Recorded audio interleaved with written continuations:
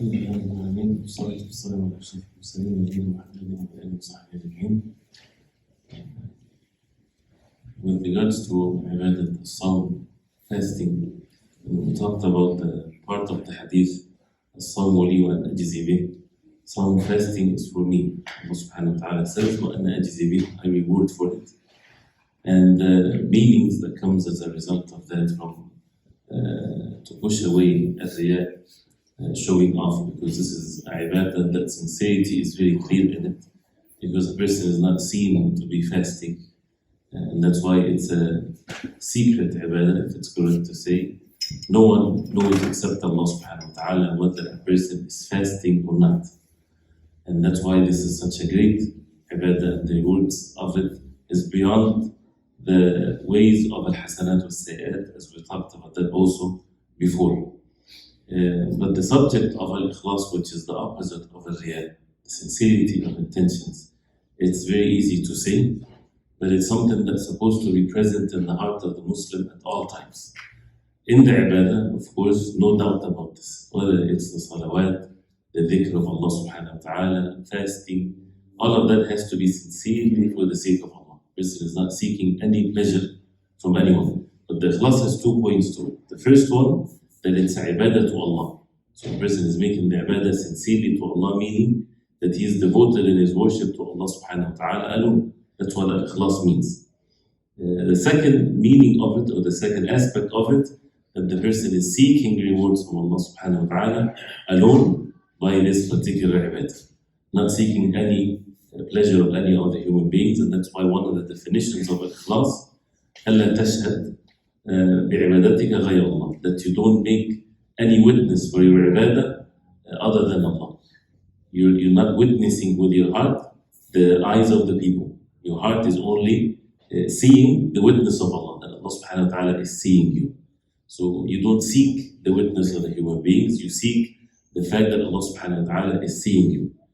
And that is as important as it is in the ibadah, is it in everything else in our life. One of which is relationships. Because al-ukhuwa fillah, for example, brotherhood for the sake of Allah, this is deen. This is not just a human reaction to how people are being together. Any people that are together, they like to have good living with one another. And this is something that all human beings, they want to establish this. But for us as Muslims, this is a command from Allah.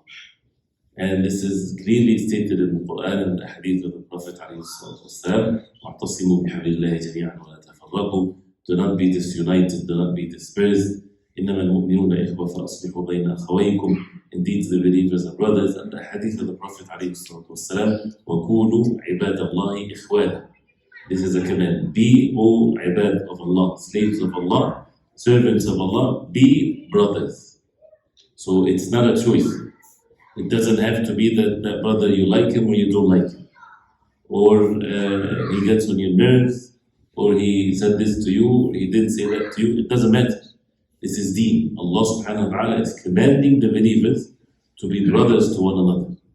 And there's so much details in this, one of which is وَلَا تَبَاغَضُوا وَلَا تَدَابَرُوا. Do not take the means, as we talked about that hadith before Ramadan.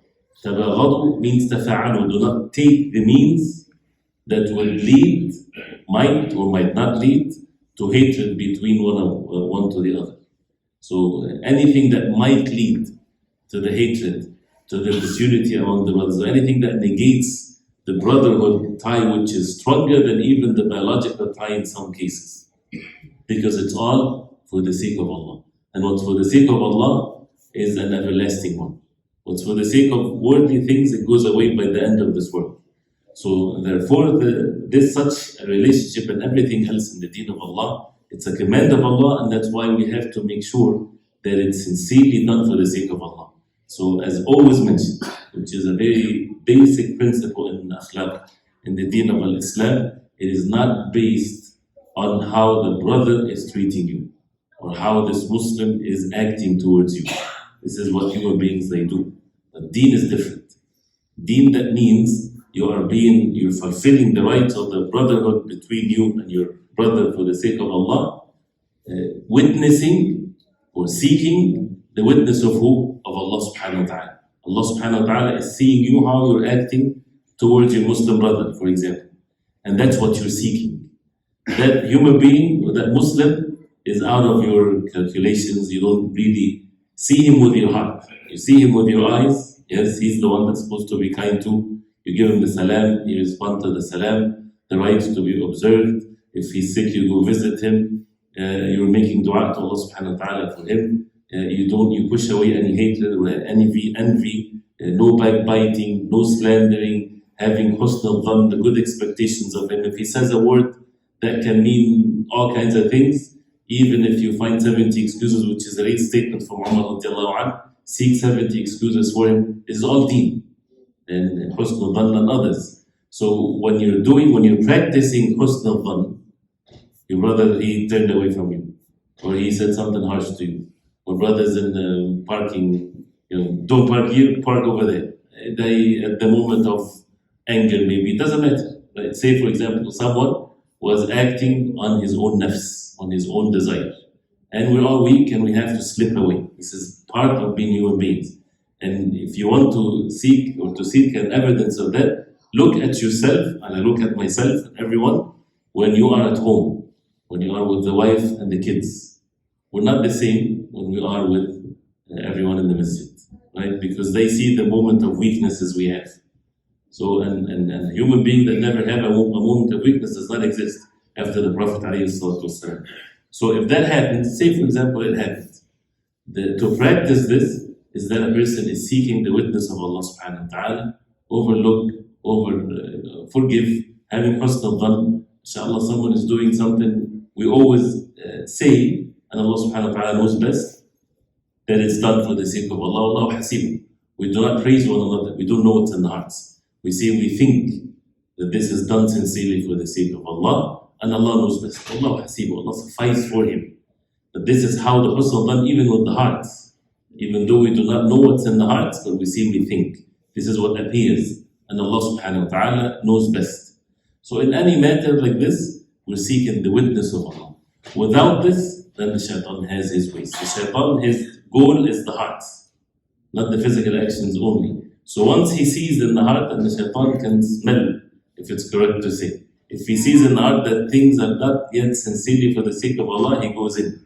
And then he starts making the hatred, especially with the relationships. Why did he say it like this? How dare he says this to me? And then this is all works of shaitan, whether it's in the family, husbands and wife, or in the masajid, in any place. So it's a detailed subject, of course, but Siyam teaches us this. Teaches us how to make the heart, and this is something that we need to practice, that our hearts are sincerely, purely, have no space in it whatsoever for the human beings. Only seeking the witness of Allah. Then how the physical actions to go about is following the sunnah of the Prophet ﷺ, where the foundation of that is in the heart. Mujahada is, this is the month of striving and struggling with one's nafs, with all different matters of goodness that comes, of course, not pushing away any harm. The same thing with men and women. Why Allah subhanahu wa ta'ala in the Quran says, يَا الَّذِينَ آمَنُوا لَا يَسْخَرْ قَوْمٌ مِّن قَوْمٍ عَسَىٰ يَكُونُوا خَيْرًا مِّنْهُمْ وَلَا نِسَاءٌ مِّن نِسَاءٍ عَسَىٰ يَكُونَ خَيْرًا مِّنْهُنَّ. Repeating the same thing for women, even though we heard today in the tafsir, if the command is mentioned for the believers, it includes men and women. But some verses mentions men, and the same command is mentioned for women, to make sure that the ta'keed and stressing the meaning that this is not to slip away from one's understanding. So making mockery against one another, backbiting one another, all these types of things. This is deen of Allah subhanahu wa ta'ala, and a person can lose so much of his rewards by something as simple as al-ghiba, but it's such a major sin, as Allah subhanahu wa ta'ala mentioned the outcome of it, as it's mentioned in Surah Al-Hujurat. Continue inshallah ta'ala with some of these beings later if Allah subhanahu wa ta'ala will. Wa sallallahu wa sallam ala Muhammad.